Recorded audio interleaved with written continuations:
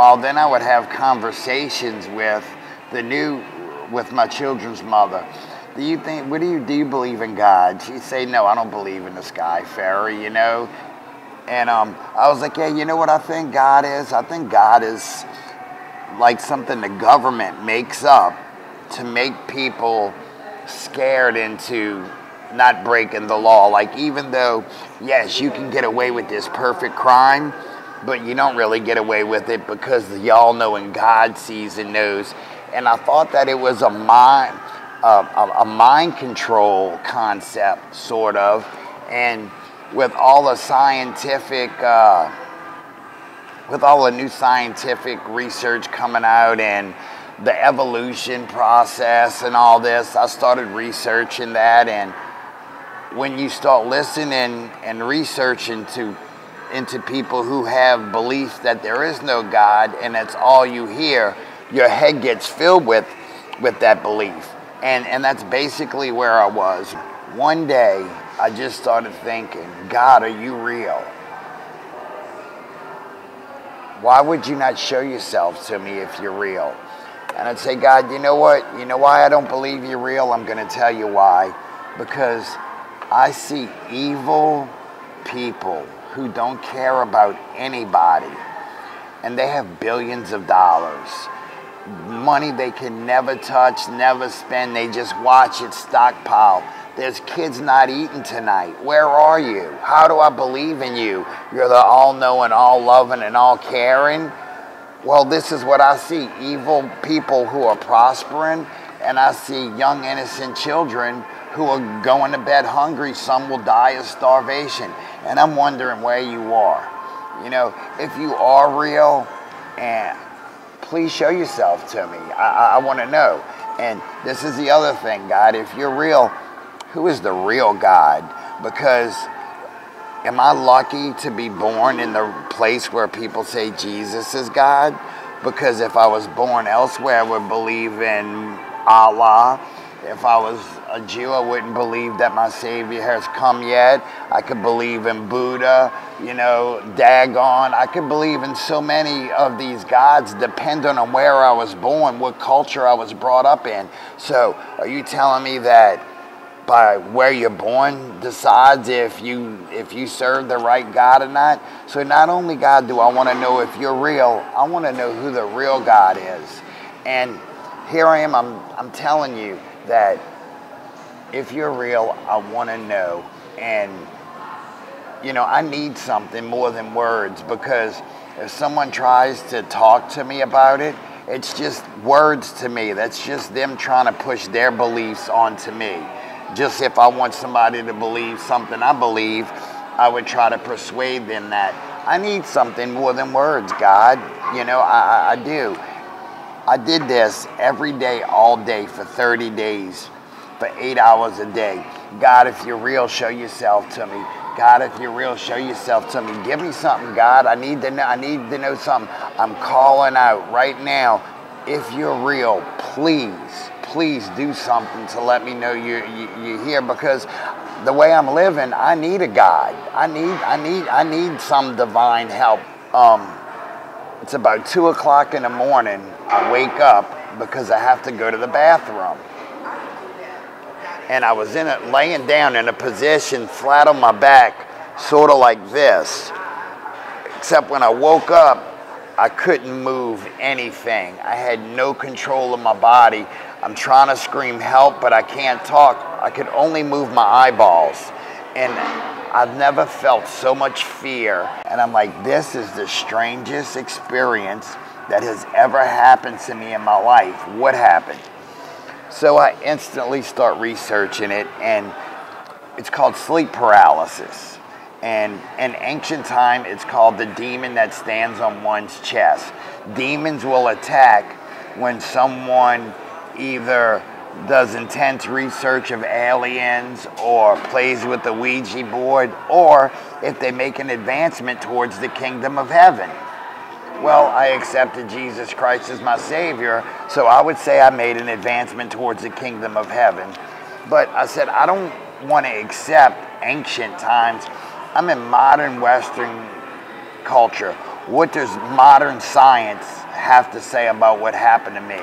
And through my research, what science comes up with is your body is sleeping, but your consciousness is awake. So I'm like, so science is telling me they're separate. It's early in the morning, the sun's just coming up, and I'm looking at how pretty the different colors in the sky is, and it's like everything in the world looks different to me this day. It's like I was living life in 3D, except I didn't have the glasses. In this day, I had the 3D glasses. I can see intelligence in every cloud, and I just start clapping. I'm like, God, you know, this is beautiful. Everything, you know, thank you so much. Well, as I pass this field, I look to the right. Out of nowhere, they formed themselves, two of them right next to each other, tornadoes, about 12 feet tall, and just spinning right next to each other. They formed out of nothing, two tornado clouds, spun up, and then dissipated. And I'm like, yes, God is real. I'm cheering. Oh yeah. I can't tell you the excitement. I'm like, God is real, and He's revealing Himself to me. I look into this day. I'm trying to work. I look into a tree, and the leaves form the face of Jesus Christ. It's just like everywhere I went, everything I did, all I saw was God, God, God. And I'm like, did I lose my mind? Am I going crazy? I mean, what is happening to me? I want to know what's happening with me. I don't understand what's going on. I know you're going to find this hard to believe, but this is what happens. My brother bought me a Bible for becoming a Christian. It was a present from him to me. So I opened the Bible in my room. The pages turn themselves. I'm not making this up. I'll polygraph test this. And go down guide. And it says, if you look for me for like hidden treasure, if you seek me for gold, I don't remember the word for word, but if you really, really look for me, and you will find me, and I will reveal myself to you, and you will have the knowledge of God. Seek me and you will find me. And that's what happened. I earnestly seeked God with all my heart and soul. Got my eyes closed, I'm laying in bed, and I'm just relaxed. And I start having experiences like I'm dreaming, except I'm wide awake. I know I'm laying in my bed, except I'm start flying through space. The wind is blowing in my face. I know I'm laying in my bed though. I'm wide awake, but I'm enjoying this. So I'm just going with it. And then